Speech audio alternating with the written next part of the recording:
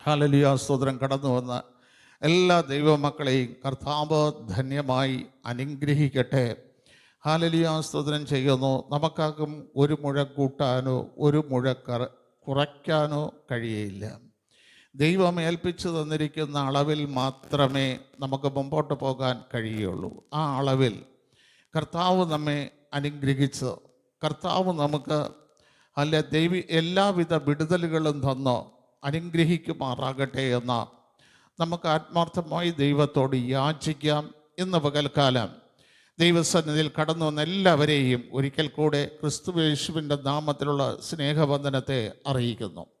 ഇന്ന് പകലിൽ വേഗത്തിൽ ഒന്ന് രണ്ട് ചിന്തകൾ ഈ വാക്യത്തിൽ നിന്ന് നിങ്ങളോട് പറഞ്ഞ് വേഗത്തിലിരിപ്പാൻ ഞാൻ ആഗ്രഹിക്കുന്നു.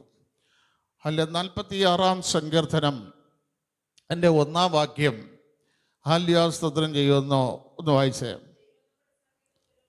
ദൈവം നമ്മുടെ സങ്കേതവും ബലവുമാകുന്നു, കഷ്ടങ്ങളിൽ ഏറ്റവും അടുത്ത തുണയായിരിക്കുന്നു. ഇതിൻ്റെ ഹെഡിങ് വായിച്ചാൽ നമുക്കറിയാം, കന്യകമാരുടെ രാഗത്തിൽ. കന്യകമാരുടെ രാഗത്തിൽ, അതായത് ഒരു കന്യക തൻ്റെ മണവാളനെ കാത്തിരിക്കുന്ന സന്ദർഭം നമ്മൾ മത്തായി സുവിശേഷം 25-ാം അധ്യായത്തിൽ വായിക്കുന്നു. അവിടെ പറയുന്നു, 10 കന്യകമാർ, 5 പേർ ബുദ്ധിയുള്ളവരായിരുന്നു, 5 പേർ ബുദ്ധിയില്ലാത്തവരായിരുന്നു. നമ്മൾ ബുദ്ധിയുള്ളവരായി തീരേണ്ടതിനായിട്ട് ദൈവത്താൽ കോരകപുത്രന്മാർ രചിക്കപ്പെട്ട ഒരു സങ്കീർത്തനം, കന്യകമാരുടെ രാഗത്തിൽ. കന്യകയെന്ന് പറയുമ്പോൾ വെളിപ്പാട് പുസ്തകത്തിൽ പറയുന്നത് സ്ത്രീകളോട് മലിനപ്പെടാത്തവർ എന്ന് വെളിപ്പാട് പുസ്തകത്തിൽ എഴുതിയിരിക്കുന്നു. എന്താ മലിനപ്പെടാത്തവരെന്ന് ചോദിക്കുമ്പോൾ പൗലോസ് അപ്പോസ്തലൻ തന്നെ പറയുന്നു, ഹല്ലേലൂയ സ്തോത്രം, അവർ വീടുകൾ തോറും മെനക്കെട്ട് വായാടികളായി നടന്ന് പരകാര്യത്തിൽ ഇടപെട്ടവരെല്ലാം മലിനപ്പെടുന്നവരാ. അല്ലാതെ ഹല്ലേലൂയ സ്തോത്രം സ്വന്തം കാര്യം നോക്കി, സ്വന്തം കുടുംബത്തെ നോക്കി, തൻ്റെ ആത്മീയ ജീവിതത്തെ മുമ്പോട്ട് നയിച്ച് പോകുന്ന ഒരു സ്ത്രീയെയും മലിനപ്പെട്ടതായി വിശുദ്ധ വേദപുസ്തകം പഠിപ്പിക്കുന്നില്ല. അപ്പം മലിനപ്പെടാതെ ഇരിക്കുന്ന കന്യകമാർ, അവരെ ആ രാഗത്തിൽ മലിനപ്പെടാതിരിക്കുന്ന ഒരു കന്യകയ്ക്ക് പാടാനുള്ളത് മണവാളനെ കുറിച്ചായിരിക്കും. ആ മണവാളിനെ കുറിച്ചുള്ള രാഗത്തിൽ, ആ മണവാളിനെ കുറിച്ച് പാടിക്കൊണ്ട് കോരകപുത്രന്മാർ എഴുതപ്പെട്ട ഒരു സങ്കീർത്തനം. ഈ സങ്കീർത്തനത്തിൽ പറയുന്നത്, സ്തോത്രം ചെയ്യുന്നു, ദൈവം നമ്മുടെ സങ്കേതമാണ്. ദൈവം ആരുടെ സങ്കേതമാണ്? സങ്കീർത്തനം 9:9 വായിക്കുമ്പോൾ, പീഡിതന് ഒരു അഭയസ്ഥാനമാണ്. സങ്കേതം, അഭയസ്ഥാനം, പീഡിതൻ. പ്രിയ ദൈവമക്കളെ, കോരകപുത്രന്മാർ തന്നെ പറയുന്ന സങ്കീർത്തനം 84 അതിൻ്റെ 5-6 വാക്യം ഒന്ന് വായിച്ച. 84-ന്റെ 5-6.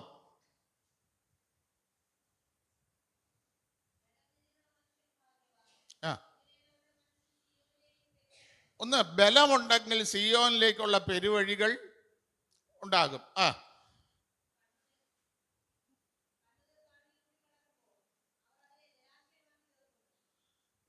നോക്കണമേ, കണ്ണുനീർ താഴ്വരയിൽ കൂടെ നടക്കുമ്പോൾ ദൈവം അതിനെ ജലാശയമാക്കി മാറ്റുന്ന ഒരു അനുഭവം, ജലാശയമാക്കി മാറ്റുന്ന അനുഭവം കണ്ണുനീർ താഴ്വരയിലാണ്. എന്തിനാ ദൈവമക്കൾ കരയുന്നത്? എന്തിന് കരയുന്നു? പലപ്പോഴും നമ്മുടെ ജീവിതത്തിൽ ഒരുപാട് വാഗ്ദത്തങ്ങൾ കേട്ട് ഇറങ്ങി പുറപ്പെട്ടവരാണ് നമ്മളെല്ലാം. ദൈവസന്നിധിയിൽ നിന്ന് ഒരുപാട് അനുഗ്രഹങ്ങൾ പ്രാപിക്കും. നിങ്ങൾക്ക് വിടുതലുണ്ടോ, നിങ്ങളുടെ തലമുറയെ ശോഭനമായിട്ട് അനുഗ്രഹിക്കും, ഇങ്ങനെയുള്ള ദൂതുകൾ കേട്ട് ഇറങ്ങി പുറപ്പെട്ടു. ദൈവം ഇസ്രായേൽ മക്കളോടും പറഞ്ഞത്, നിങ്ങളെ പാലും തേനും ഒഴുകുന്ന ദേശത്തെന്ത് ചെയ്യുമെന്ന് കൊണ്ടുപോകാമെന്ന് പറഞ്ഞു. പിതാക്കന്മാർക്ക് കൊടുത്ത ദേശത്തേക്ക് തന്നെ എന്ന് പറഞ്ഞു. എന്നാൽ സ്തോത്രം ചെയ്യുന്നു, അസ്കോൻ താഴ്വരയിൽ വന്നപ്പോൾ ജനത്തെ അതൊന്നും നോക്കാനായിട്ട് മോശ അയക്കുകയാണ്. അയക്കുമ്പോൾ അവിടെ ചെന്നപ്പോൾ കൊള്ളാം, ദേശം എല്ലാം മനോഹരമാണ്.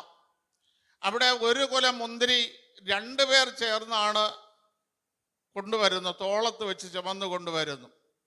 പക്ഷേ ജനം അങ്ങോട്ട് കടക്കാൻ അവർക്ക് കഴിയുന്നില്ല. കാരണം അവിടെ അനാക്യ മല്ലന്മാർ ഉണ്ട്. അവരുടെ മുമ്പിൽ വെട്ടുക്കിളി പോലെ നമ്മൾ ആയിരിക്കുന്നു എന്ന് പറഞ്ഞ് ദൈവമക്കൾ കരയുന്നു. പ്രിയ ദൈവമക്കളെ, ഇതേപോലെ ദൈവിക വാഗ്ദത്തം നമ്മളിലുണ്ട്. പക്ഷേ വാഗ്ദത്തം ഇന്ന് അടക്കി വെച്ചിരിക്കുന്ന ആരെന്ന് ചോദിച്ചാൽ ശത്രുവാണ്.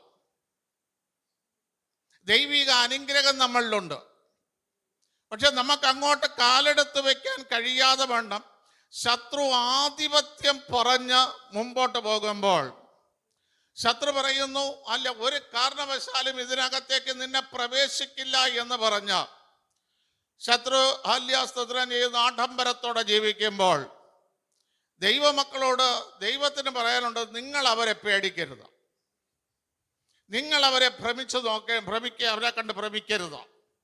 ഇന്ന് പകൽക്കാലം എനിക്ക് ദൈവാത്മാവിൽ നിങ്ങൾക്ക് തരാനുള്ള ദൂത് അത് തന്നെയാണ്. നിങ്ങൾക്ക് ലഭിക്കേണ്ട നന്മ ഇന്ന് ശത്രുവിൻ്റെ കയ്യിലാണ് ഇരിക്കുന്നതെങ്കിലും, ഇന്ന് നിങ്ങൾക്ക് അതിനകത്തേക്ക് പ്രവേശിക്കാൻ കഴിയാതെയാണ് ഇരിക്കുന്നതെങ്കിലും, പ്രിയ ദൈവമക്കളെ, നിങ്ങൾ പേടിക്കരുത്. ഇതിനെ തിരിച്ച് വാങ്ങി തരാൻ കഴിവുള്ള ഒരു ദൈവത്തെയാണ് നമ്മൾ സേവിക്കുന്നത്. യുദ്ധം നമുക്കുള്ളതല്ല, യുദ്ധം യഹോവയ്ക്കുള്ളതാണ്.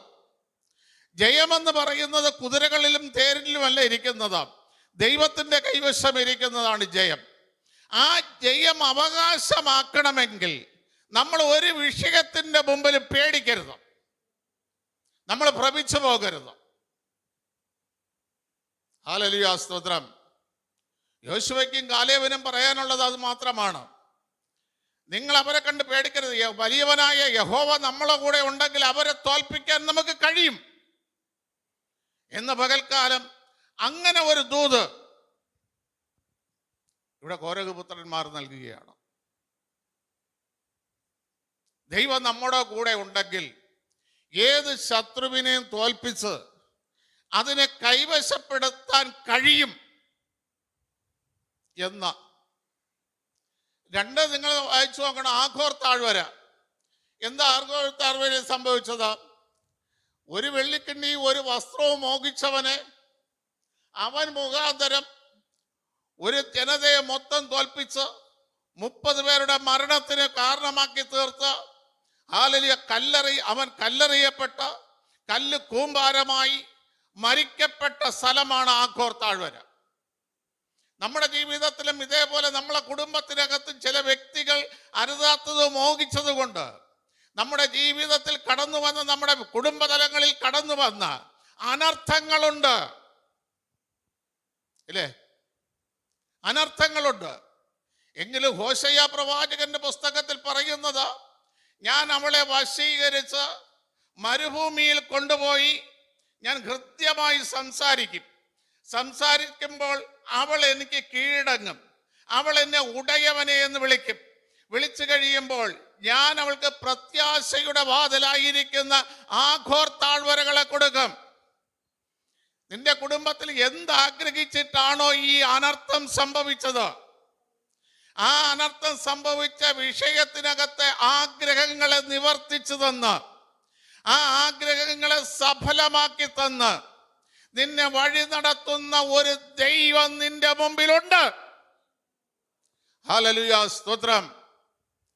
നമ്മൾ അതാണ് ദൈവം പറയുന്നത്, നിന്റെ ആഗ്രഹം ദൈവത്തിൽ എന്ത് ചെയ്യണം? പരമേൽപ്പിക്കണം. നിന്റെ ആഗ്രഹത്തെ ദൈവസന്നിധിയിൽ കൊട്. അല്ലാതെ നീ തന്നെ അത് സഫലമാക്കാൻ നടക്കരുത്. നീ സഫലമാക്കുന്ന നടന്നാൽ, പ്രിയ ദൈവമക്കളെ, പലപ്പോഴും നമ്മൾ പലരുടെയും ശത്രുക്കളായി മാറും.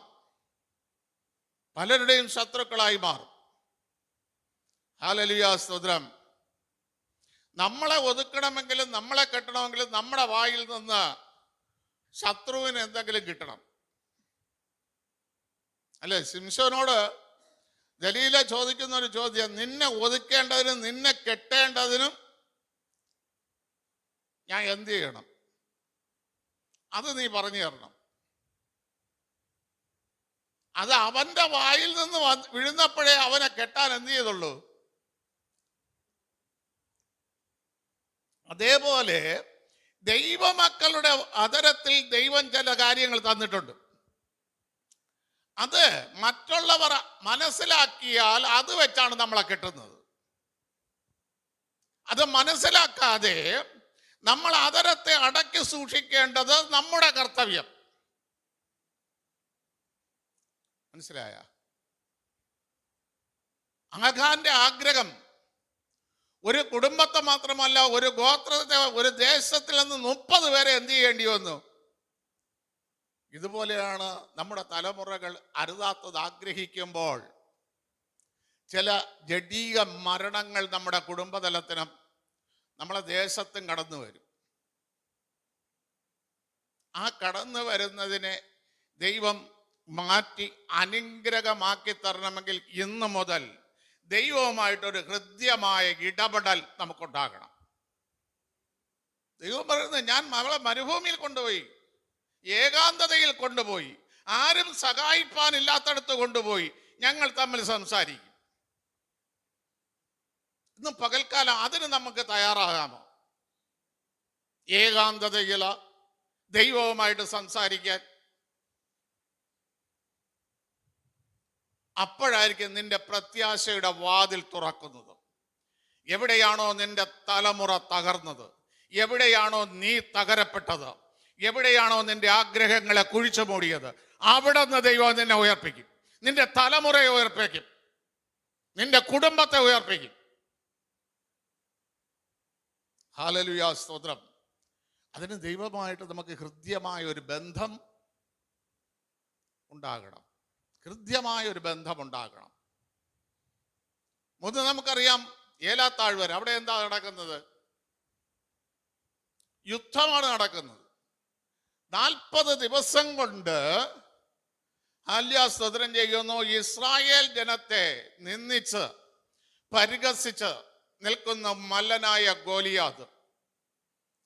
അവൻ പറയുകയാണ്, നിങ്ങളെ കുടുംബത്തിൽ നിന്ന്, നിങ്ങളെ പാളയത്തിൽ നിന്ന് ഒരുത്തനെ തെരഞ്ഞെടുത്ത് എന്നോട് യുദ്ധത്തിനോട് ജയിച്ചാൽ ഞാൻ മാത്രമല്ല, ഞങ്ങളെ പാളയത്തിലുള്ള ഫെലിസ്ത്യർ മുഴുവനും നിങ്ങൾക്ക് കീഴടക്കും.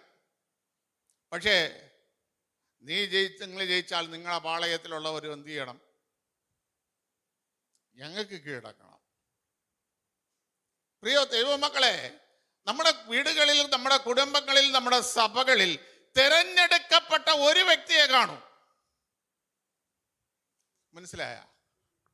കുടുംബത്തിൽ, സഭയിൽ തിരഞ്ഞെടുക്കപ്പെട്ട ഒരു വ്യക്തി കാണും. ആ വ്യക്തി ദൈവനാമത്തിൽ പുറപ്പെട്ടാൽ മതി, മറ്റാരുടെയും സഹായമില്ലാതെ. ദാവീദ് പറയുന്നത് അങ്ങനെയല്ലേ, നീ വേലും കുന്തവും കൊണ്ട് എൻ്റെ നേരെ യുദ്ധത്തിന് വരും, ഞാനോ നീ നിന്ദിച്ചു തള്ളിയ ഇസ്രായേലിന്റെ പരിശുദ്ധന്റെ നാമത്തിൽ യുദ്ധത്തിന് വരുന്നു. പക്ഷെ ഞാൻ വരുമ്പോൾ ഞാൻ ആദ്യം ചെയ്യാൻ ആഗ്രഹിക്കുന്നത്, നിന്റെ തലയെ ഇന്ന് എന്ത് ചെയ്യും? പക്ഷികൾക്കും മൃഗങ്ങൾക്കും ആഹാരമാക്കി കൊടുക്കുക. ഇനി നീ ഏത് വാഗൊണ്ടാണോ ദൈവജനത്തെ നിന്ദിച്ചത്, ഏത് വാഗൊണ്ടാണോ ദൈവജനത്തെ പരിഹസിച്ചത്, ഏത് വാഗൊണ്ടാണോ ദൈവജനത്തെ വെല്ലുവിളിച്ചത്, ആ അവയവം നിന്നിൽ നിന്ന് ഛേദിച്ച് ഞാൻ മാറ്റി മൃഗങ്ങൾക്ക്, പക്ഷികൾക്ക് ആഹാരമാക്കി കൊടുക്കും. വിശ്വാസമുണ്ടോ? നമ്മുടെ വീടുകളിലെ വെല്ലുവിളികൾ ദൈവം നടത്തും. നിന്നെ നോക്കിക്കൊണ്ട് ശത്രു വെല്ലുവിളിക്കുന്ന വെല്ലുവിളികൾ, നിന്റെ തലമുറയെ നോക്കിക്കൊണ്ട് വെല്ലുവിളിക്കുന്ന വെല്ലുവിളികൾ, ആ വെല്ലുവിളികൾ ദൈവത്തോട് പറ, ഇന്ന് ഞാൻ അങ്ങയുടെ നാമത്തിൽ ഒരു യുദ്ധം ചെയ്യാൻ ആഗ്രഹിക്കുന്നു, ഒരു യുദ്ധം ചെയ്യാൻ ആഗ്രഹിക്കുന്നു. അത് ഞാനല്ല ചെയ്യേണ്ടത്, എനിക്ക് മുമ്പേ അങ്ങ് പോയി ചെയ്യണം. ഞാൻ ഫ്രീ ആയി ഇരിക്കാൻ ആഗ്രഹിക്കുന്നു. ഹല്ലേലൂയ, സ്തോത്രം. ഇത് പറഞ്ഞിട്ട് പ്രിയ ദൈവമക്കളെ, നമ്മൾ ആ ദൈവത്തെ മുമ്പേ വിട്. ദൈവമല്ലേ പറഞ്ഞത് മോശയോട്, ഹല്ലേലൂയ സ്തോത്രം ചെയ്യുന്നു, ഞാൻ നിനക്ക് മുമ്പേ വഴി കാണിച്ചു തരേണ്ടതിനും നീ പോകേണ്ട സ്ഥലത്ത് നിന്നെ എത്തിക്കേണ്ടതിനും മുമ്പേ പോകുമെന്ന്. അപ്പം വഴി തെറ്റിപ്പോകാതിരിക്കേണ്ടതിനും എത്തേണ്ട സ്ഥലത്ത് എത്തിക്കേണ്ടതിനും ദൈവം നമുക്ക് മുമ്പേ പോകും. ഇപ്പൊ നമ്മളാണ് മുമ്പേ പോണത്. ദൈവത്തെ പുറകെ വിട്ടിട്ട് എന്ത് ചെയ്യുകയാണ്? വിഷയങ്ങൾ പരിഹരിക്കാൻ വേണ്ടി നമ്മൾ മുമ്പേ പോവുകയാണ്. ഇവിടെയാണ് പ്രതികൂലം. കാരണം പ്രിയ ദൈവമക്കളെ, നമ്മളോട് എതിർക്കുന്ന ശത്രു, ദാവീദ് 2 ശമൂവേലിന്റെ പുസ്തകം 22:29 ഒന്ന് വായിച്ചു നോക്കിയാട്ടെ. എന്നോട് എതിർത്ത ശത്രു എന്നിലും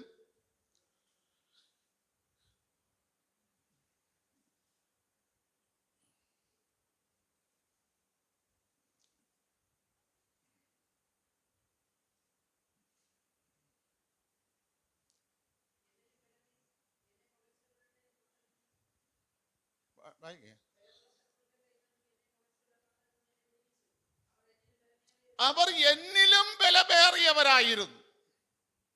ചില കാര്യങ്ങളൊന്നും പ്രിയ ദൈവങ്ങളെ വരുന്ന ശത്രുത്വം നമ്മളിലും ബലമേറിയതാ.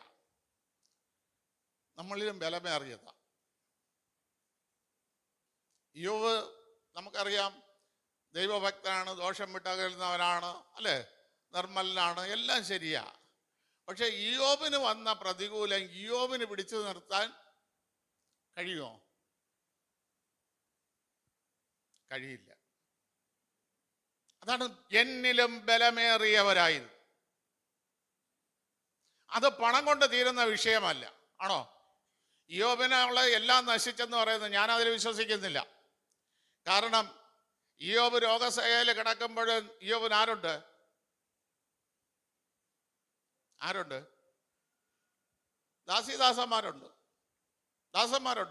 അധ്യായം വായിക്കുമ്പോൾ അവരെ ഞാൻ വിളിക്കുന്നു, അവരെന്ത് ചെയ്യുന്നില്ല, വിളി കേൾക്കുന്നില്ല.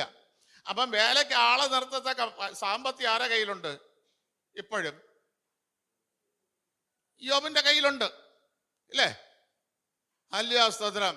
അപ്പൊ ആ സാമ്പത്തികം കൊണ്ട് തനിക്ക് പരിഹരിക്കാൻ കഴിയാത്ത പ്രതികൂലമാണ് ഇയ്യോബിന്റെ ജീവിതത്തിൽ കടന്നു വന്നിരിക്കുന്നത്. ഇത് ആരനുവദിച്ചു കൊടുത്തിട്ട്? ദൈവം അനുവദിച്ചു കൊടുത്തിട്ട്. പക്ഷെ ഈ കഷ്ടത അനുഭവിക്കുമ്പോഴും ഇയ്യോബിനെ ആവരണം ചെയ്ത് ദൈവം സൂക്ഷിച്ച ഒരു വാക്യമുണ്ട്. എന്താ? അവന്റെ പ്രാണനിൽ തുടരുത്. ഈ ശരീരം മുഴുവനും ചലിക്കണമെങ്കിൽ അവനിൽ വ്യാപരിക്കുന്ന ഒരു പ്രാണനുണ്ട്, ശ്വാസമുണ്ട്, ആത്മാവുണ്ട്. അതിൽ നീ തുടരുത്. എത്ര കഷ്ടത വന്നാലും, എത്ര പ്രതികൂലം വന്നിരുന്നാലും, അല്ല മറ്റുള്ളവർക്ക് പറഞ്ഞ് ചിരിക്കത്തക്ക രീതിയിൽ പരിഹാസ വിഷയമായിരുന്നാലും, ദാവീദ് ഒരിക്കലും ഇങ്ങനെ പറഞ്ഞു, 38 സങ്കീർത്തനം 10 വാക്യത്തിൽ, എൻ്റെ ബാധ കണ്ട് പലരും മാറി നിൽക്കുന്നു. പലരും മാറി നിൽക്കുക ബാധ കണ്ടിട്ട. അത്രത്തോളം ഉള്ള ഒരു പ്രതികൂല ആക്ക് വന്നു ദാവീദിനും, രാജാവായിരിക്കുന്ന ദാവീദിനും വന്നു. ദാവീദിന്റെ വീട്ടിൽ വന്നിട്ട് പുറത്തു പോയി ചെന്ന് അവനൊരു ദുർവ്യാധി പിടിച്ചിരിക്കുന്നു, ഇനി അവൻ എണീക്കയില്ല, ദൈവത്തിൽ അവന് രക്ഷയില്ല എന്ന് പറയുന്നവരുണ്ടായിരുന്നു, അല്ലെ? 41 സങ്കീർത്തനം അങ്ങനെയല്ല വായിക്കുന്നത്, ഉണ്ടായിരുന്നു. പക്ഷെ ദൈവം ഹല്ലേലൂയ 23 2 ശമൂവേലിന്റെ പുസ്തകം 23 അധ്യായം അതിന്റെ 1 വാക്യം വായിക്കുമ്പോൾ വായിച്ച ദാവീദിന്റെ അന്ത്യവാക്യങ്ങളാണിത്. ഔന്നത്യം പ്രാപിച്ച പുരുഷൻ പറയുന്നു, യാക്കോബിന്റെ ദൈവത്താൽ. യാക്കോബിന്റെ ദൈവം എന്ന് പറയുമ്പോൾ എന്താ അതിന്റെ പ്രത്യേകത? യാക്കോബിന്റെ ദൈവം എന്ന് പറയുമ്പോൾ അതിന്റെ പ്രത്യേകത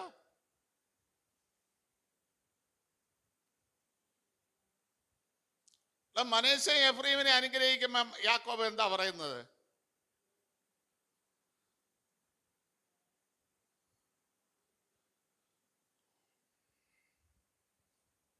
എന്നെ സകല അനർത്ഥങ്ങളിൽ നിന്നും വിടിവിച്ച ദൈവത്താൽ ഈ കുഞ്ഞുങ്ങൾ അനുഗ്രഹിക്കപ്പെടട്ടെ. ഇതല്ലേ പറയുന്നത്? എന്നെ അനർത്ഥങ്ങളിൽ നിന്നും ദോഷങ്ങളിൽ നിന്നും വിടിവിച്ചത്. അപ്പോ യാക്കോബിനെ സകല അനർത്ഥത്തിൽ നിന്നും വിടിവിച്ചു, ദോഷങ്ങളിൽ നിന്നും വിടിവിച്ചു. ആ ദൈവം എനിക്ക് വന്ന അനർത്ഥത്തിൽ നിന്നും എനിക്ക് വന്ന ദോഷങ്ങളിൽ നിന്നും എന്നെ വിടുവിച്ചു. മനസ്സിലായ? എന്തൊക്കെ അനർത്ഥം! ഒറ്റപ്പെടൽ വന്നോ? അവിടെയും ആര് വന്നു? ദൈവത്തിന്റെ ദൂതനെ ഇറക്കിക്കൊടുത്തു. വിവാഹത്തിൽ നീ പറ്റിക്കപ്പെട്ടോ? ഹല്ലേലൂയ, സ്തോത്രം. സ്ത്രീധനത്തിൽ നിന്ന് വഞ്ചിക്കപ്പെട്ടോ? ദൈവം എന്താ പറഞ്ഞത്? ദൈവം എന്താ പറഞ്ഞത്?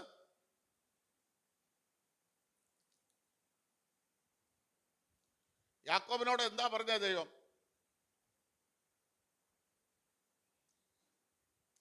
നിന്നോട് ലാബാൻ ചെയ്തതെല്ലാം ഞാൻ കണ്ടിരിക്കുന്നു. പറഞ്ഞില്ലേ? ഉൽപ്പത്തി 31:18 പറഞ്ഞില്ലേ? നിന്നോട് ലാബാൻ ചെയ്തത്, കല്യാണത്തിൽ നിന്നോട് ചെയ്തത്, നിനക്ക് സ്ത്രീധനം തരാതെ പറ്റിച്ചത്, 20 വർഷം നിന്നെ കാളയെ പോലെ ഇട്ട് ജോലി ചെയ്യിച്ചത് എല്ലാം ഞാൻ കണ്ടിരിക്കുന്നു. ഇതൊന്നും ദൈവം കാണാതെ അല്ല നടന്നത്. ദൈവം കണ്ടുകൊണ്ടാണ് ഇതെല്ലാം നടന്നത്. ഹല്ലേലൂയ, സ്തോത്രം. പ്രിയ ദൈവമക്കളെ, നമ്മുടെ ജീവിതത്തിൽ സംഭവിക്കുന്ന ഒരു കാര്യവും ദൈവം അറിയാതെ അല്ല സംഭവിക്കുന്നത്. ദൈവം അറിഞ്ഞിട്ട് സംഭവിക്കുന്നതിന് ദൈവത്തിന്റെ കരങ്ങളിലങ്ങ് വിട്ടുകൊടു. അല്ലാതെ നീ തന്നെ അതിനെ ചുമക്കാൻ പോകരുത്. സകലതും ദൈവം അറിഞ്ഞു. ഹല്ലേലൂയ, സ്തോത്രം. ഇസ്രായേലിന്റെ രാജാവെന്ന് പറയുന്നില്ല. പറയുന്നോ? മധുരഗായകൻ തന്നെ. മധുരമായി പാടണമെങ്കിൽ യഹോവയുടെ ആത്മാവ് വേണം. ഹല്ലേലൂയ, സ്തോത്രം. യഹോവയുടെ ആത്മാവ് വേണം. ആ ആത്മാവിൽ തുടരുതെന്നാ ദൈവം പറയുന്നത്.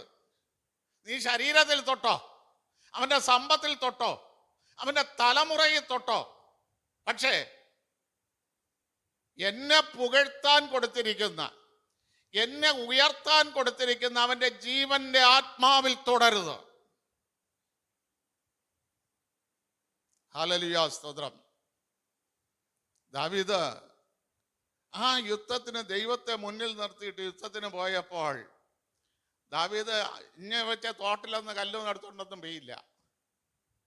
പടച്ചട്ട അണിഞ്ഞതിന് ശേഷമാണ് എന്ത് ചെയ്യുന്നത്? തോട്ടയിൽ നിന്ന് 5 കല്ലെടുക്കണം. ഒരു കല്ല് ഉപയോഗിക്കേണ്ടി വന്നുള്ളൂ. അതാണ് യെശയ്യാവ് പറഞ്ഞ ദാവീദിന്റെ നിശ്ചല കൃപാവരങ്ങൾ. എവിടെ? 5 കൃപയുണ്ടെന്നാ പറയുന്നത് ദാവീദിന്. അതിൽ 1 മാത്രമേ ദാവീദ് ഉപയോഗിക്കേണ്ടി വന്നുള്ളൂ.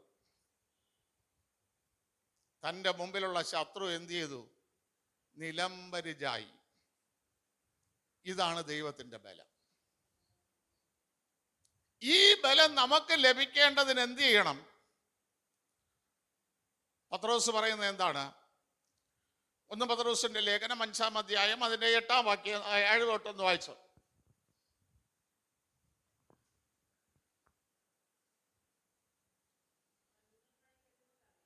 അവൻ നിങ്ങൾക്കായി കരുതുന്നതാകയാൽ നമ്മുടെ സകല ചിന്താകുലവും എന്ത് ചെയ്യണം? ദൈവത്തിലിടണം. പ്രിയ ദൈവമക്കളെ, ഞാൻ പറയട്ടെ, നമുക്ക് വേണ്ടി കരുതുന്നത് ദൈവം പോലെ മറ്റാരും കാണൂല. അപ്പനും കാണൂല, അമ്മയും കാണൂല, ഭാര്യയും കാണൂല, മക്കളും കാണൂല, ഭർത്താവും കാണൂല, ബന്ധുക്കൾ, ചാർച്ചക്കാർ ആരും എന്ത് ചെയ്യില്ല? കാണില്ല.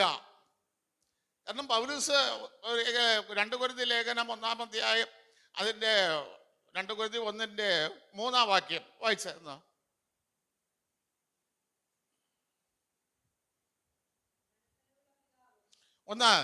നമുക്ക് വേണ്ടി കരുതുന്ന ആരാണ്? മനസ്സലിവുള്ള പിതാവ്, സർവ ആശ്വാസവും നൽകുന്ന ദൈവം. അപ്പൊ ഒന്ന് മനസ്സലിവ്.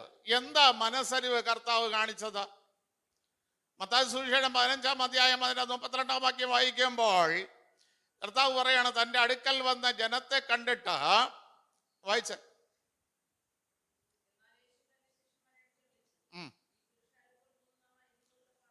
ഈ പുരുഷാരം 3 നാളായിട്ട് എന്നോട് പാർക്കുന്നു. ഈ 3 ദിവസവും ഈ പുരുഷാരം അപ്പനെ നോക്കിയിട്ടില്ല, അമ്മയെ നോക്കിയിട്ടില്ല, ഭാര്യയെ നോക്കിയില്ല, മക്കളെ എന്ത് ചെയ്യണമെന്നില്ല, വചനത്തെ നോക്കിക്കൊണ്ട് നദനയൻ പറഞ്ഞതുപോലെ വല്ല നന്മയും നസ്രയത്തുനിന്ന് വരുമോ എന്ന് നോക്കിക്കൊണ്ട് കർത്താവിൻ്റെ അടുക്കൽ തന്നെ ഇരുന്നു. അവരോടാ മനസ്സലിഞ്ഞത്. 3 നാളായി അവർ എന്നോട് ഇരിക്കുന്നു. കണ്ട, അവർക്ക് ഭക്ഷിപ്പാൻ ഒന്നും ഇല്ലാത്തത് കൊണ്ട് എനിക്ക് മനസ്സലിവ് തോന്നുന്നു. ജീവന് വേണ്ടിയുള്ളതാണ് ആഹാരം എന്ന് പൗലോസ് പറഞ്ഞു. അപ്പൊ അവർക്ക് ജീവിക്കാനുള്ള വഴി കണ്ടെത്താത്തത് കൊണ്ട്, അവർക്ക് ജീവിക്കാനുള്ള മാർഗമില്ലാത്തത് കൊണ്ട് അവരോട് എനിക്ക് മനസ്സലിവുണ്ടാകുന്നു. ഇന്ന് പകൽക്കാലം നിങ്ങൾ ചിന്തിക്കണം, ആർക്കാണോ ജീവിക്കാൻ കഴിവില്ലാത്തത്, ആർക്കാണോ ജീവിതം ഒരു ഭാരമായി തോന്നുന്നത്, അവർ ചിന്താകുലങ്ങളെ വിട്ടിട്ട് ദൈവത്തിന്റെ പാദപീഠത്തിലിരിക്കുകയാണെങ്കിൽ നമ്മളോട് മനസ്സലിയുന്ന ഒരു പിതാവ്, നമ്മളോട് മനസ്സലിയുന്ന ഒരു പിതാവ്.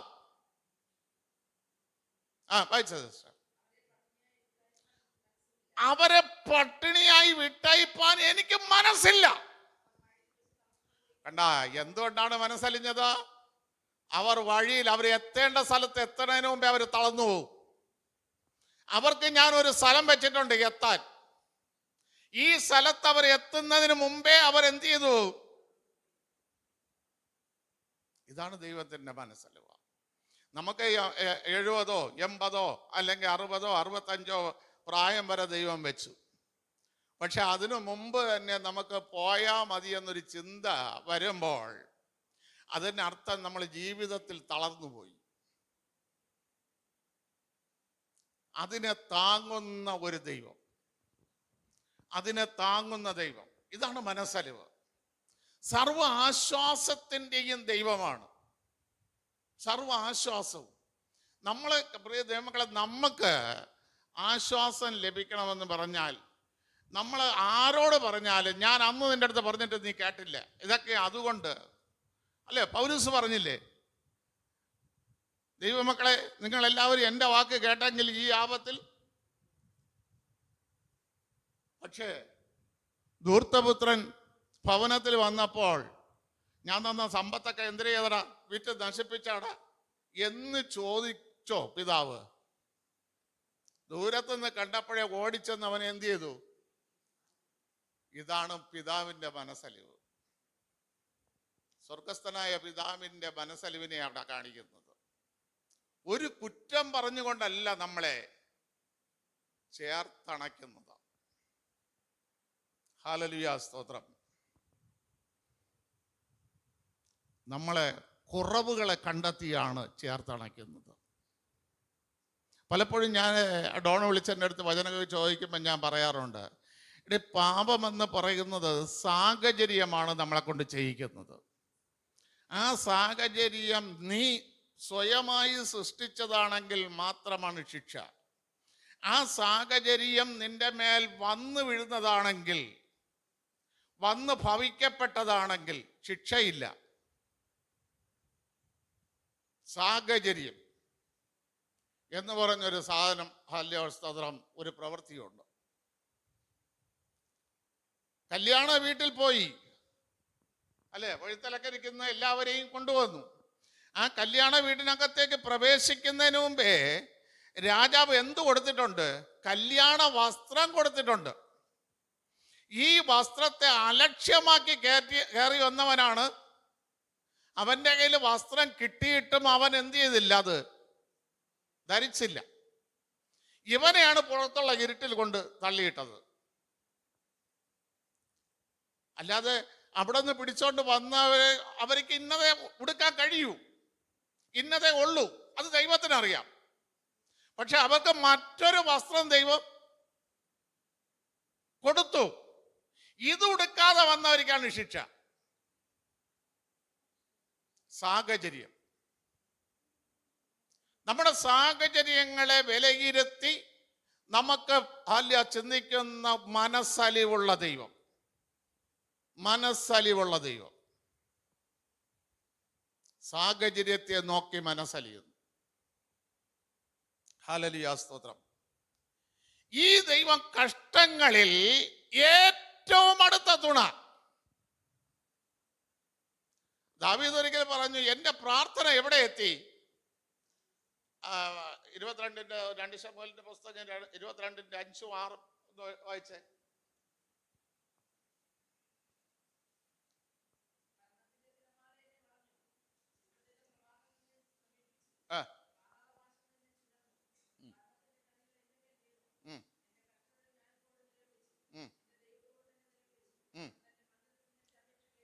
മന്ദിരത്തിൽ അപേക്ഷ എത്തി. എന്തൊക്കെ വന്നപ്പോഴാണ്? ഒന്നുകൂടെ വായിച്ചേ. മരണത്തിന്റെ തിരമാല. തിരമാല എന്ന് പറയുമ്പോൾ ഒന്നിനു പുറകെ മറ്റൊന്ന്, ഒന്നിനു പുറകെ മറ്റൊന്നായ പ്രതികൂലങ്ങൾ. ഇത് ദൈവം അറിയാതെയാണോ? ഹല്ലേലൂയ, സ്തോത്രം. ദാവീദ് പറഞ്ഞില്ലേ, എനിക്ക് മരണത്തിനും തമ്മിൽ ഒരടി അകലം മാത്രം. ഒരു ദിവസം ഞാൻ ശൗലിന്റെ കയ്യാൽ മരിക്കുകയുള്ളൂ, അന്നേ ഇവൻ എന്നെ തിരയുന്നത് നിർത്തുകയുള്ളൂ എന്ന് പറഞ്ഞു. ആ ദാവീദ് ഇവിടെ പറയുകയാണ്, ഒന്നിനു മാറി ഒന്ന് മാറി പ്രതികൂലം എനിക്ക് വന്നപ്പോൾ അടുത്ത് മരണത്തിന്റെ കെണി, ശത്രു എന്നെ കൊല്ലാൻ വേണ്ടി കെണി വെച്ചു. അല്ലേ? കെണി വെച്ചു. ആരെയൊക്കെ കെണി വെച്ചു? പാസ്റ്റർമാരെ, പുരോഹിതന്മാരെ വെച്ചു. അല്ലേ? ദാവീദ് ഇവിടെ എവിടെയെങ്കിലും വന്ന എനിക്കുടനെ അത് ഈ കേൾക്കാത്ത പുരോഹിതന്മാരെ എന്ത് ചെയ്തു? വെട്ടിക്കൊന്നു. ഹല്ലേലൂയ, സ്തോത്രം. ജനത്തിനെ കെണി വെച്ചു. അങ്ങനെ ആരെയൊക്കെ കെണി വെച്ചു? അടുത്ത ദുഷ്ടതയുടെ പ്രവാഹങ്ങൾ. പ്രവാഹങ്ങൾ എന്ന് പറയുമ്പോൾ 1/2 ഡസൻ എന്നാണ് ഒരു കണക്ക്. 6 കഷ്ടം നിന്നിൽ നിന്ന് ദൈവം വിടുവിക്കും, 7ാമത്തെ തിന്മ നിന്നെ തൊടുകയില്ല. ഈ 6 കഷ്ടം കടന്നു വരുമ്പോൾ മറ്റുള്ളവർ ചിന്തിക്കുന്ന ഇതോടുകൂടി ഇവൻ തീർന്നു. 7ാമത്തെ തിന്മ നിന്നെ തൊടില്ല.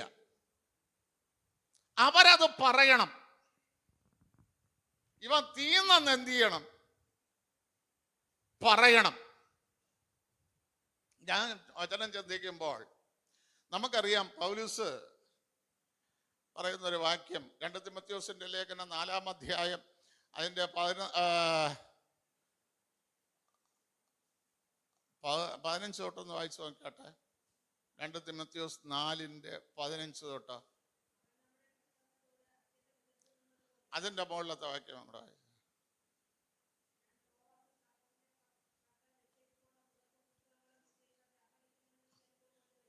നോക്കണമേ. പൗലൂസിനെ ആശ്വസിക്കാനുള്ള 2 പുതപ്പും ചർമ്മ 2 ആവശ്യങ്ങളാണ് പൗലൂസ് പറയുന്നത്. അടുത്ത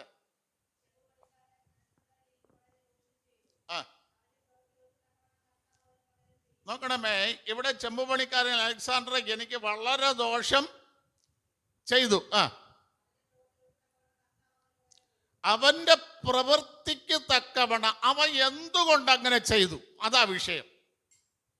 പ്രിയ ദൈവമക്കളെ, നമ്മളൊരു പ്രവൃത്തി ചെയ്യുമ്പോൾ ദൈവം നോക്കുന്നത് ഇവൻ എന്തുകൊണ്ട് അങ്ങനെ പറഞ്ഞു, ഇവൻ എന്തുകൊണ്ട് അങ്ങനെ ചെയ്തു, ഇവൻ എന്ത് ലഭിക്കാൻ വേണ്ടിയാണ് ഈ പ്രവൃത്തി ചെയ്തത്.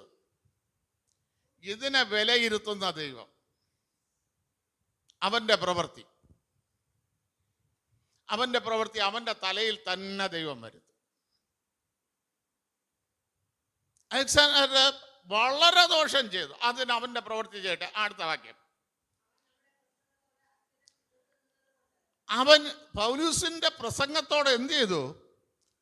അത്യന്തം എതിർത്തു നിന്നു. ഒരു ഈ പഴയ എൻ്റെ പപ്പ ആശുപത്രി കിടക്കുമ്പോൾ പറഞ്ഞ നേഴ്സുമാർ ഇഞ്ചക്ഷൻ എടുക്കുമെങ്കിൽ നോവുമെങ്കിൽ ചവിട്ടും. ആ അപ്പോൾ ഡ്യൂട്ടി മാറിക്കഴിഞ്ഞ് ഞാനിരിക്കുകയാണ് 10-18 ദിവസം ഇവിടെ മെഡിക്കൽ കോളേജിൽ ഇരിക്കുകയാണ്. ഡ്യൂട്ടി മാറിയിട്ട് പോകുമ്പോൾ ആ നേഴ്സ് ഇറങ്ങിയിട്ട് പോകുമ്പോൾ അടുത്ത നേഴ്സ് ചാർജ് എടുക്കാൻ വരുമ്പോൾ പറയും, എടി ആ ബെഡിലൊരു കളവൻ കിടപ്പുണ്ട്, സൂക്ഷിച്ചോളണം, ദൂരെ നിന്ന് അവൻ്റെ അങ്ങനെ മോൻ്റെ ലാറ്റ മറന്ന് കൊടുത്തിട്ട് പോകണം, അടുത്ത് പോവരുത് എന്ന് പറഞ്ഞൊരു മുന്നറിയിപ്പ് കൊടുത്തിട്ടാണ് പല ദിവസം ഞാൻ കേട്ടിട്ടുണ്ട്, കൊടുത്തിട്ടാണ് പോണത്. അപ്പോഴും ഒരു നേഴ്സ് ചോദിക്കണ മരുന്ന് മോൻ്റെ അത് മാറ്റി കുടിച്ചില്ലെങ്കിൽ അങ്ങ് പോകും, നമുക്കെന്തരും.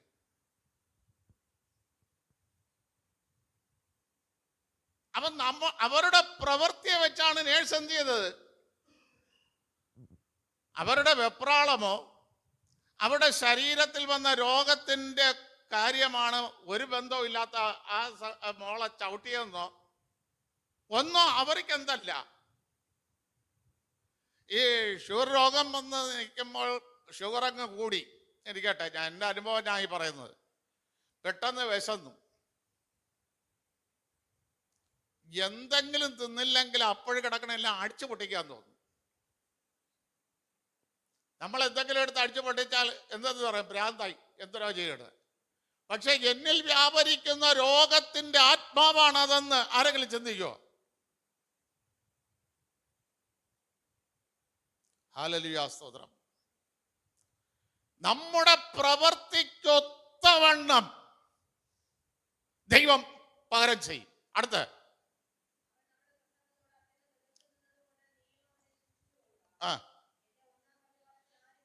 ഉണ്ടാവും. എൻ്റെ ഒന്നാം പ്രതിവാദത്തിൽ ആരും തുണയില്ല. തിമോഥെയോസില്ല, തീത്തോസില്ല, ഗായോസില്ല, ആരും എന്തില്ല. പക്ഷെ തുണയായി നിന്നത് ദൈവം മാത്രം. നിങ്ങളൊന്ന് ആലോചിച്ച് നോക്കുക. ഹല്ലേലൂയ, സ്തോത്രം. ഒരു വ്യക്തികളും തുണയായി നിന്നില്ല. കാരണം പൗലോസ് 2 തിമോഥെയോസിന്റെ ലേഖനം 3-ാം അധ്യായം അതിന്റെ 11-ാം വാക്യം വായിക്കുമ്പോൾ, 11-12 വാക്യം വായിക്കുമ്പോൾ,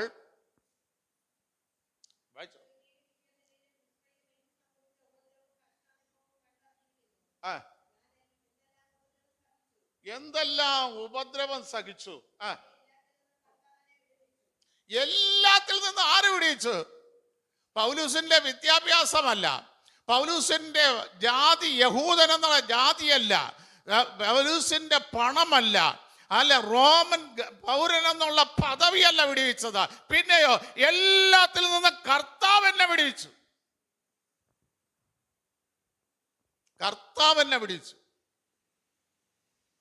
നമുക്കറിയാം, യൂസയിൽ അമ്മയുടെ ഗർഭം മുതൽ മുടന്തരായ ഒരുവനെ അവനെ വിടുവിക്കാൻ വിശ്വാസമുണ്ട് എന്ന് കണ്ടിട്ട് അവൻ്റെ അടുത്ത് എഴുന്നേറ്റ് നിൽക്കാൻ പറഞ്ഞു. അവിടെയുള്ളവരെല്ലാം ഓടി വന്ന് ഇവരെ ദേവന്മാരാക്കി ഇവരെ ആരാധിക്കാൻ പോയപ്പോൾ പൗലോസും ബർന്നബാസും അതിനെ തടഞ്ഞു. അല്പനേരം കഴിഞ്ഞപ്പോൾ എന്ത് സംഭവിച്ചു? പരീശന്മാരും മൂപ്പന്മാരും എല്ലാം കൂടെ ചേർന്ന് പൗലൂസിനെ കല്ലെറിഞ്ഞ് മരിച്ചു എന്ന് എടുത്ത് വെളിയിലോട്ടങ്ങറിഞ്ഞു. എവിടെയാണോ നിന്നെ മാനിക്കുന്നത് അവിടെ തന്നെ നിന്നെ തകർക്കുകയും ചെയ്യും. എവിടെയാണോ നിന്നെ ഇൻപമായി പൊക്കുന്നത് അവിടെ തന്നെ നിനക്ക് കുഴിയും വെട്ടും. പക്ഷെ ഇവിടെ ഒന്നും ദൈവമക്കളെ തള്ളൂല. നിങ്ങൾക്കറിയാം, 28 പൗലൂസിനെ ഒരു അണലി കടിച്ചു. ആ 28:3 വായിക്കുമ്പോൾ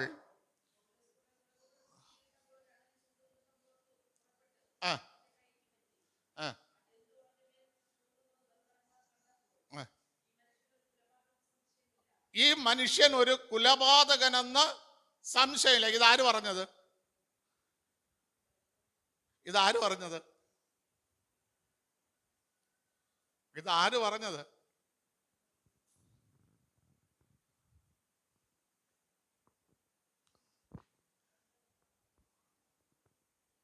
ഒന്നാം വാക്യം വായിച്ചേ.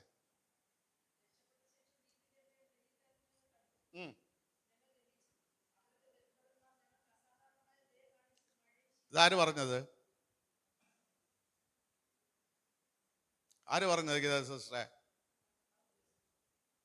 അസാധാരണമായ ദയ ആര് കാണിച്ചോ അവർ പറഞ്ഞു പൗലോസ് കൊലപാതകനെന്ന്. തന്നെ തന്നെ നിന്നോട് അസാധാരണമായ ദയ ആര് കാണിച്ചാലും അടുത്ത് നിന്നെ കിട്ടുന്ന പേര് കള്ളനായിരുന്നു. അവർ തന്നെ ഇടും. അസാധാരണമായ ദയ കാണിച്ചവർ ഇപ്പോൾ പറയുന്നു അവൻ ഒരു കുലപാതകൻ. ആ വാക്ക് അവരെ കൊണ്ട് തന്നെ തിരുത്തി പറയണമെങ്കിൽ നിന്നിൽ കടിച്ചത് എന്തോ അതിനെ നീ കുടഞ്ഞു കളയണം. അവരെ തിരുത്തി പറയണമെങ്കിൽ കടിച്ചത് എന്തോ, തൂങ്ങിക്കിടക്കുന്നത് എന്തോ, നിന്റെ ശരീരത്തിൽ ദൈവം അല്ലാസ്വത്തിന് നൽകാതെ എന്തൊക്കെ തൂങ്ങിക്കിടപ്പുണ്ട്, അതിനെ കുടഞ്ഞു നീ കളയണം. അത് വീഴേണ്ടടുത്ത് വീണം, എവിടെയെങ്കിലും അല്ല, അത് തീയിൽ വീഴണം. തീയിൽ വീണതിനുള്ള കാര്യം 5 ഭൂതങ്ങളുണ്ടെന്ന് പറയുന്നു, പഞ്ചഭൂതങ്ങൾ. അതിൽ തീയിൽ വെള്ളത്തിൽ വീഴുന്നാൽ വെള്ളമായിട്ട് ലയിക്കും, ഇല്ലേ?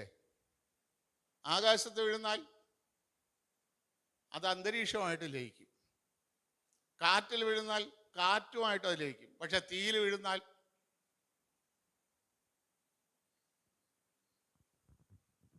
അതെന്ത് ചെയ്യും? പൂർണ്ണമായിട്ട് നശിച്ചു പോകും.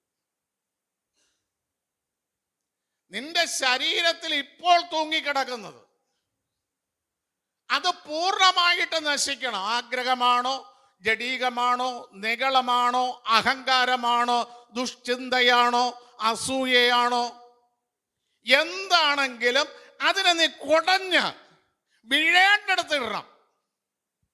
അപ്പോൾ നിന്നെ കുറിച്ചുള്ള വാക്ക് തിരുത്തി പറയും.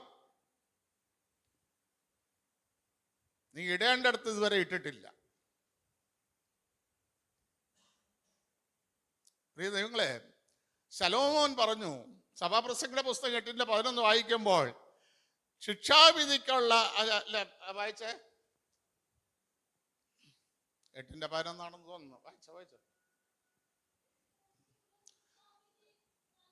ദുഷ്പ്രവർത്തിക്കുള്ള ശിക്ഷാവിധി തൽക്ഷണം നടക്കാത്തത് കൊണ്ട് മനുഷ്യൻ ദോഷം ചെയ്യാൻ ധൈര്യപ്പെടുന്നു. ഞാൻ 3-4 ദിവസത്തെ 3-4 ചുമ്മാ ഇരിക്കുമ്പം ബൈബിൾ ഇങ്ങനെ വായിച്ചുകൊണ്ടിരിക്കുമ്പം നിനവേ പട്ടണത്തെ കുറിച്ച് വായിച്ചു. നിനവേ പട്ടണം ആര് പണിതെന്നറിയാമോ? പോട്ടെ, നായാട്ട് വീരനായിരിക്കുന്ന നിമ്രോദിന്റെ പണിത്. ആദ്യത്തെ നായാട്ട് വീരൻ ആയിരിക്കുന്ന നിമ്രോദ്, ഉൽപ്പത്തി പുസ്തകം 10-ാം അധ്യായം 15-ാം വാക്യത്തിൽ 11 തൊട്ട് വായിക്കുമ്പോൾ നിമ്രോദ് പണിതതാണ് നിനവേ പട്ടണം. ഈ നിനവേ പട്ടണം യോനയോട് ദൈവം പറഞ്ഞു അവിടെ ചെന്ന് അതിന് വിരോധമായിട്ട് പ്രവചിക്കാൻ പറഞ്ഞു. യോന കയറി തർദീസിലേക്ക് എന്ത് ചെയ്തു? നിനവയിൽ പോകാതെ തർദീസിലേക്ക് പോയി. നമുക്കറിയാം, യോനയെ ദാവീദ് പറഞ്ഞു, എൻ്റെ പ്രാർത്ഥന വിശുദ്ധ മന്ദിരത്തിൽ എൻ്റെ അപേക്ഷ കേട്ടുവെന്നു. അതേ വാക്ക് പറഞ്ഞിട്ടുള്ള ഒരു വ്യക്തിയാണ് ആര്? യോനയും. യോനയെ എടുത്ത് കടലിലിട്ടു, അല്ലേ? കടലിലിട്ടപ്പോൾ യോന പറയുന്ന ഒരു വാക്ക് നിങ്ങളൊന്ന് വായിച്ചേ. 2-ാം അധ്യായം എടുത്ത 2-ാം അധ്യായത്തിൻ്റെ 2-ാം വാക്യം തൊട്ടൊന്ന് വായിച്ചേ.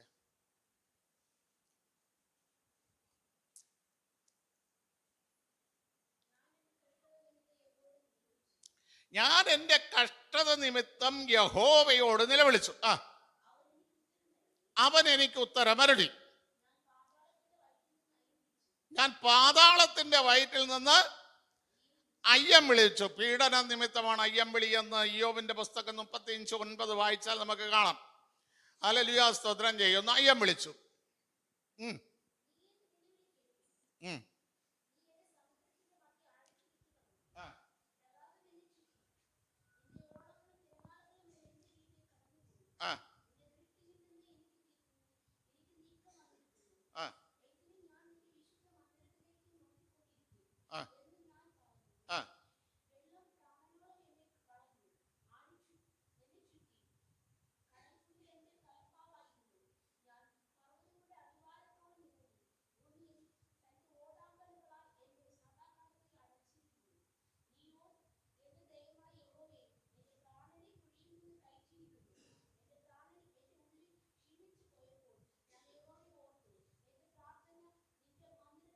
എടാ, എൻ്റെ പ്രാർത്ഥന മന്ദിരത്തിലെത്തി. മതി. ഇവിടെ ഇത് ഇത്രയും പറയുമ്പോൾ യോന കടലിലാണോ? മത്സ്യത്തിൻ്റെ വായിലല്ലേ? മത്സ്യത്തിനകത്തല്ലേ? ഏതെങ്കിലും ഒരു തിരമാല യോനയെ തൊടുന്നുണ്ടോ? ഏതെങ്കിലും ഒരു കടൽപ്പുല്ല് യോനയുടെ തലയിൽ വരുന്നുണ്ടോ?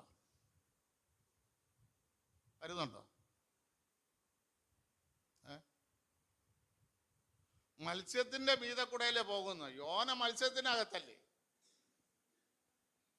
ഇതുപോലെയാണ് ദൈവമക്കളുടെ സുരക്ഷിതത്വം.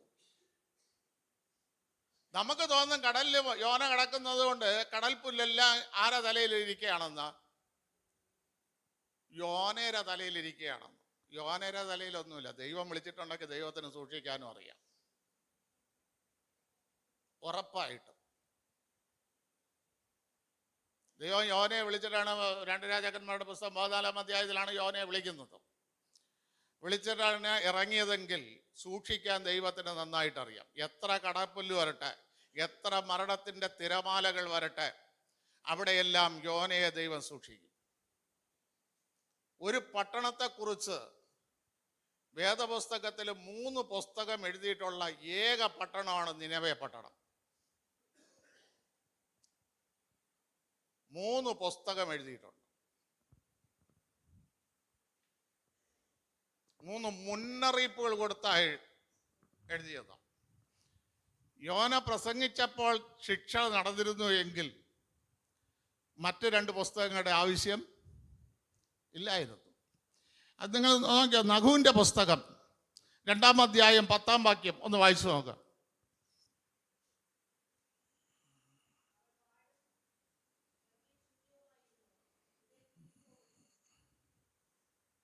നഹൂന്റെ പുസ്തകം 2:10 വായിച്ചു.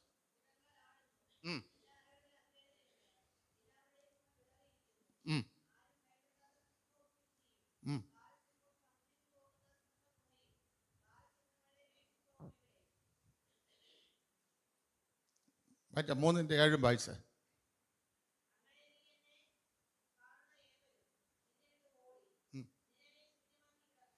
നിനവേ എന്തായി കിടക്കുന്നു?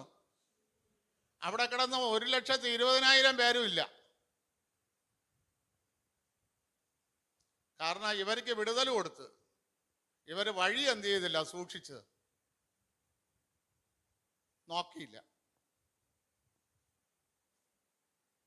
വഴി നോക്കിയില്ല. കർത്താവ് പറഞ്ഞു, ഞാൻ തന്നെയാണ് വഴിയും സത്യവും ജീവനും. 40 വർഷം നടന്നിട്ടും മോശയ്ക്ക് മനസ്സിലാകാത്ത ഒരു കാര്യം എന്താ? മോശയ്ക്ക് അറിയാൻ കഴിയാത്ത ഒരു കാര്യം എന്താ? 40 വർഷം ദൈവത്തിൻ്റെ വെളിച്ചത്തിൽ നടന്നിട്ടും ദൈവം എത്തേണ്ട സ്ഥലത്ത് കൊണ്ടുപോയിട്ടും മോശയ്ക്ക് അറിയാത്ത ഒരു കാര്യം. മോശ ദൈവത്തോട്, നിന്റെ വഴി എന്നെ അറിയിക്കണമേ. ഇത്രയും ദിവസം നടന്നിട്ടും എന്ത് ചെയ്തിട്ടില്ല? ഈ വഴി നീ ഒന്ന് സൂക്ഷിച്ചു നോക്കിയില്ലെങ്കിൽ തൽക്കാലം ശിക്ഷ മാറിയാലും അടുത്ത ശിക്ഷ ഉറപ്പാണ്. യോനയുടെ തലയുടെ മുകളിൽ ഒരു ആവണക്ക് ദൈവം വെച്ചു കൊടുത്തു. പുഴു തിന്നപ്പം യോന ചൂടായി. ശരിക്കും എന്താ അതിൻ്റെ ഉപദേശം? നിനവേ പട്ടണത്തിന് ഞാൻ കൊടുത്തിരിക്കുന്ന ആയുസ് ഇത്ര തന്നെ. അവരെൻ്റെ മുമ്പിൽ താഴ്ത്തിയത് കൊണ്ട്, എൻ്റെ മുമ്പിൽ ഉപവസിച്ചത് കൊണ്ട്, ഞാൻ നിന്റെ വാക്ക് കേൾക്കാതെ ഞാൻ അവരെ എന്ത് ചെയ്തിട്ടുണ്ട്? വിടുതൽ കൊടുത്തു. പക്ഷെ ഈ ജനം തെറ്റിലേക്ക് പോകും, ഇവരെ ഞാൻ ശിക്ഷിക്കും, അത് ഉറപ്പാണ്. അവരുടെ ഇപ്പോഴത്തെ ആശ്വാസം കണ്ട് നീ ദുഃഖിക്കണ്ട. അവരുടെ ഇപ്പോഴത്തെ നിഗളം കണ്ട് നീ വരണ്ടു പോകുകയും വേണ്ട. ഞാൻ ശിക്ഷിക്കണേൻ്റെ അന്ന് ഇവർ ശൂന്യമാകും. ഇനി സബന്യാമിന്റെ ലേഖനം ഒന്നെടുത്ത് 2-ാം അധ്യായം 13 തൊട്ടൊന്ന് വായിച്ചേ.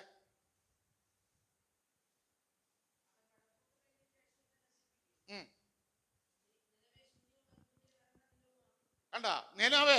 അപ്പൊ സഫന്യാവിന്റെ ലേഖനം ആക്കെഴുതിയത് നിനവേ പട്ടണത്തിന് എഴുതിയത്. യോനയുടെ പുസ്തകം 48 വാക്യങ്ങളും നഹൂവിന്റെ പുസ്തകം 47 വാക്യങ്ങളും സഫന്യാവിന്റെ പുസ്തകം 53 വാക്യങ്ങളും അടങ്ങിയ 3 പുസ്തകങ്ങൾ നിനവേ പട്ടണത്തിനെ ഉദ്ദേശിച്ചെഴുതി. ഇവരെ ശിക്ഷിക്കണേണ്ടല്ല, ഇവരെ ശിക്ഷിക്കണതിൻ്റെ കാര്യം കൂടെ നിങ്ങളൊന്ന് അറിഞ്ഞേ.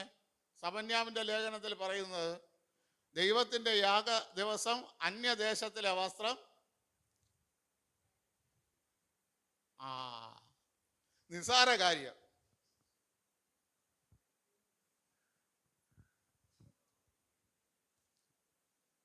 അന്ന് യോന പ്രസംഗിച്ച് പറഞ്ഞപ്പം ശിക്ഷിച്ചിരുന്നെങ്കിൽ അന്നുള്ളവർ മാത്രമേ ശിക്ഷിക്കപ്പെടുകയുള്ളായിരുന്നു. ഈ തലമുറകളൊന്നും എന്ത് ചെയ്യില്ലായിരുന്നു.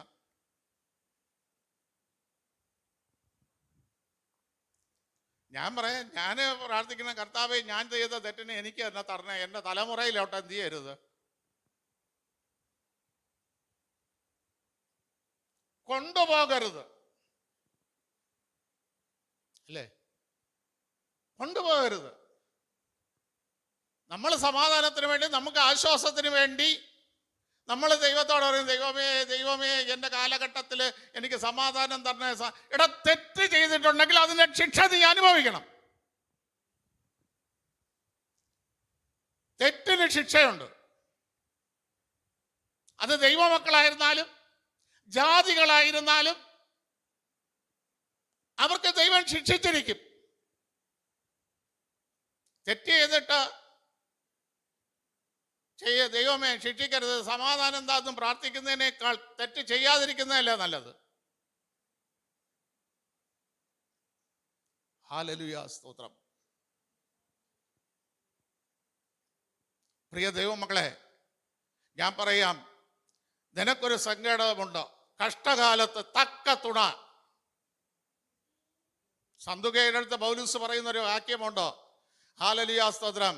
ആദ്യം നീ വീട്ടിൽ ചെന്ന് നിന്റെ ഭർത്താവുമായിട്ട് എന്ത് ചെയ്യണം? സാക്ഷാൽ ഇണയായവനോട് തുണയായി നിന്ന് ജീവപുസ്തകത്തിൽ പേരുള്ള ക്രമന്ത് എന്നോട് സുവിശേഷത്തിൽ പോരാടുന്ന അങ്ങനെയാ. ഇത് വീട്ടിൽ ഭാര്യ ഭർത്താവ് തമ്മിൽ ഒരു യോജിപ്പുമില്ല. വെളിയിൽ ഇറങ്ങിയാൽ എന്താണ്?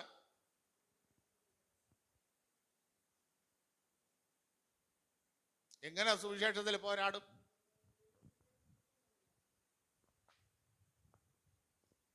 എങ്ങനെ പോരാടും?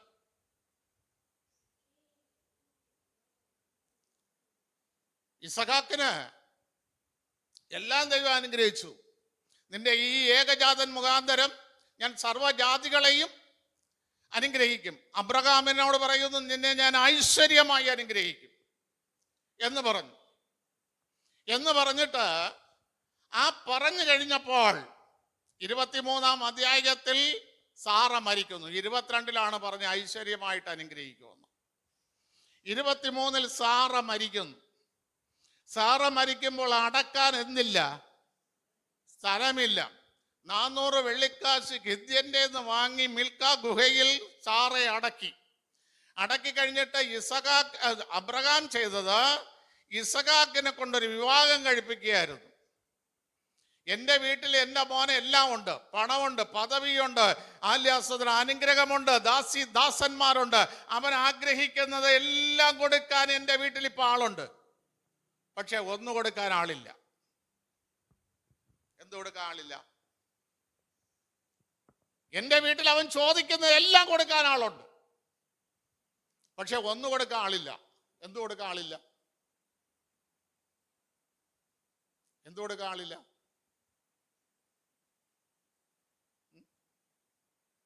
അമ്മയുടെ ആശ്വാസം തന്നെ. ഇണയെന്ന് പറഞ്ഞാൽ അതാ. ആ ഇണ ഒരിക്കലും തുണയെ വിട്ട് മാറാൻ പാടില്ല. പിന്നെ എന്തിനു വിവാഹം കഴിച്ചു?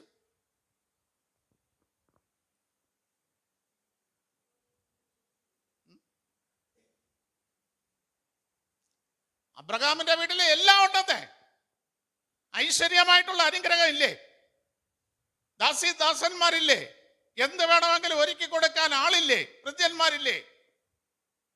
പിന്നെ അബ്രഹാം നോക്കിയപ്പോൾ ഒന്നിന്റെ കുറവുണ്ട്. അവൻ ഇന്ന് വരെ അനുഭവിച്ചു വന്ന അമ്മയുടെ ആശ്വാസം. അത് കിട്ടണമെങ്കിൽ അമ്മയ്ക്ക് പകരമായിട്ടൊരു തുണയെ, ഒരു ഇണയെ കണ്ടെത്തണം. അതുകൊണ്ട് ഏലിയാസർ പറയുന്നത്, എൻ്റെ യജമാന്റെ ദൈവം, നേർവഴിക്ക് എന്നെ കൊണ്ടുവന്ന ദൈവം വാഴ്ത്തപ്പെട്ടവൻ. റിബേക്ക വന്നപ്പോൾ വീട്ടുകാർ അനുഗ്രഹിച്ചത് എന്താണ്? ലാബാൻ അനുഗ്രഹിച്ചത്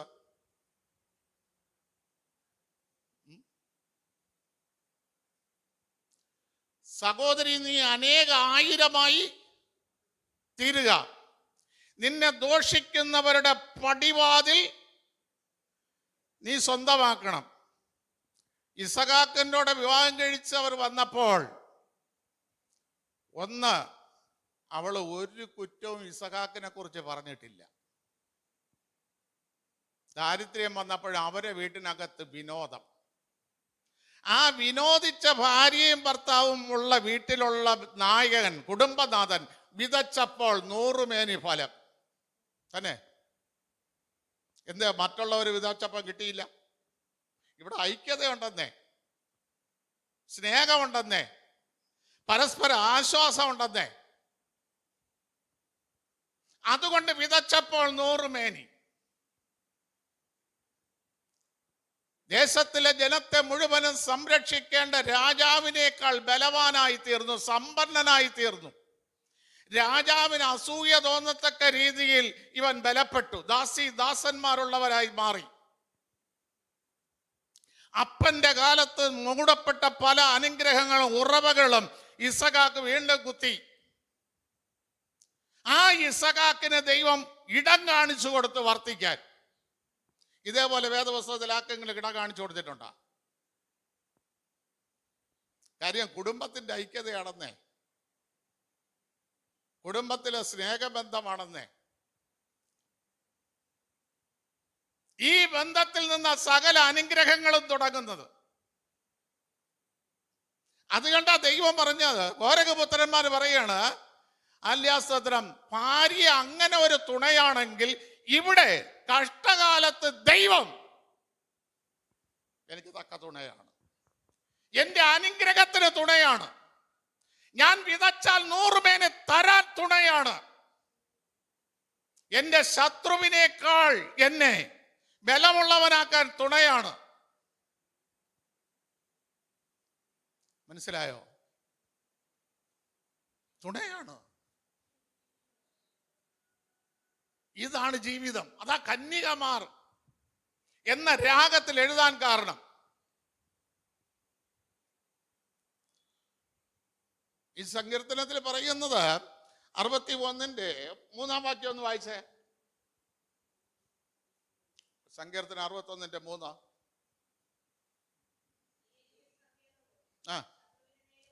നോക്കണമേ, ശത്രു എത്ര തന്നെ നിന്നെ ആക്രമിച്ചു വന്നാലും ഉറപ്പുള്ള ഒരു ഗോപുരമാണെന്ന് ദൈവം. ഉറപ്പുള്ള ഗോപുരം. ആവർത്തനം 33-ന്റെ 27.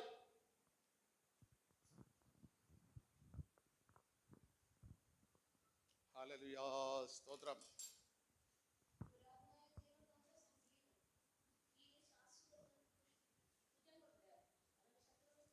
നോക്കണമേ, ഒരു വീഴ്ചയും സംഭവിക്കാതെ നിന്നെ താങ്ങി നിർത്താനുള്ള ഒരു ഭുജം ദൈവത്തിനുണ്ട്. ഒരു വീഴ്ചയും നിനക്ക് വരാതെ വണ്ണം താങ്ങി നിർത്തുന്ന ഒരു ഭുജം നിനക്ക് ദൈവത്തിനുണ്ട്. ഈ ദൈവം നിനക്ക് തുണയായി മാറണം. അതിന് ദൈവവും നിനക്കും തമ്മിൽ ഒരു ഐക്യത ഉണ്ടാകണം. ഇതാ സങ്കീർത്തനത്തിൽ ഉദ്ദേശിക്കുന്നത്. ഹല്ലേലൂയ, സ്തോത്രം. ദൈവം നമ്മോടുകൂടെ അല്ലെ? 7-ാം വാക്യം അങ്ങനെയല്ലേ സങ്കീർത്തനത്തിൽ പറയുന്നത്? സൈന്യങ്ങളുടെ യഹോവ നമ്മോടുകൂടെ ഉണ്ട്. ആദ്യത്തെ ഉടമ്പടി ദൈവം നമ്മോട് കൂടെ ഉണ്ടെന്ന് പറഞ്ഞ് വെച്ചതാര്? എന്തിനു വെച്ചു?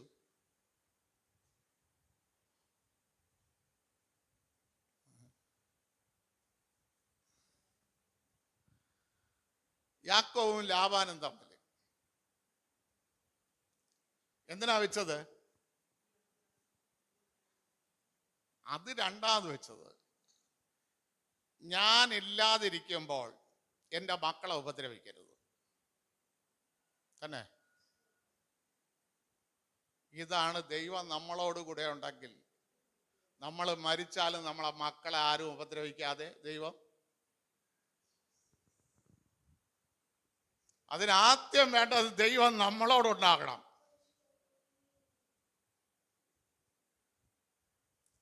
ദൈവം നമ്മളോടുകൂടെ ഇരിക്കുമ്പോൾ, നമ്മളോടുകൂടെ എൻ്റെ മക്കളോട് ഞാൻ ഇല്ലാതിരിക്കുമ്പോൾ നീ എൻ്റെ മക്കളെ ഉപദ്രവിക്കുകയോ മറ്റൊരു പെൺകുട്ടിയെ പരിഗ്രഹിക്കുകയോ ചെയ്താൽ ദൈവം സാക്ഷി. ദൈവം നമ്മളോടുകൂടെ ഉണ്ട്. അതിന് അപ്പൻ്റെയും അമ്മയുടെയും കൂട്ടത്താണ് ആദ്യം ദൈവം കൂടെ വേണ്ടത്. ഹല്ലേലൂയ, സ്തോത്രം. പ്രിയ ദൈവമക്കളെ, ഇങ്ങനെ ജീവിക്കുന്ന ഒരു വ്യക്തിയെ ചൊല്ലി 2 തെസ്സലോനിക്കർ 1:4 അവിടെ എഴുതിയിരിക്കുന്ന, അവിടെ വായിച്ചോ, നിർത്താം നമുക്ക്. 2 തെസ്സലോനിക്കർ 1:4. അതുകൊണ്ട് നിങ്ങൾ സഹിക്കുന്ന സകല ഉപദ്രവത്തിലും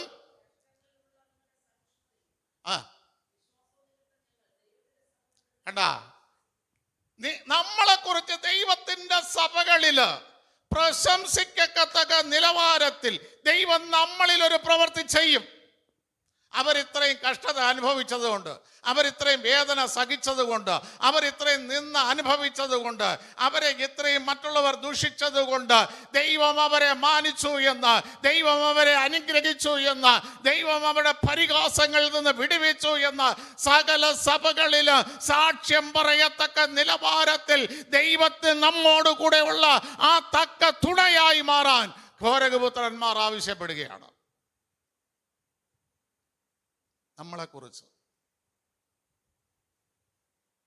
സകല സഭകളിലും സാക്ഷ്യം പറയുന്ന ഒരനുഭവം ദൈവത്താൽ ഉണ്ടാകട്ടെ.